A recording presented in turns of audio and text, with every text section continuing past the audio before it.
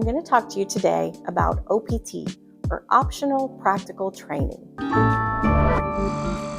It's a post-graduation work permit that allows international students, who are usually called F-1 students, to gain valuable experience related to their degree. It involves a collaboration between the F-1 student and the DSO, or designated school officer. It's usually for 12 months, but some STEM degrees are allowed a 24-month extension. There are very particular timelines and requirements, so make sure you check your DSO's instructions really carefully. Compliance is key. Make sure you're reporting your job information, hours, job changes to your DSO. The best resource is your DSO, or designated student officer again, or the DHS Study in the State's website. It has a lot of great information. Here's a tip.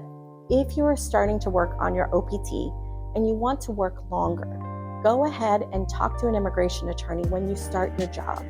Most long-term visa and green card options take a lot of time and planning, so go ahead and do that right away. If you need help with your OPT or post-OPT plans, call us at Antonini and Cohen. We know how.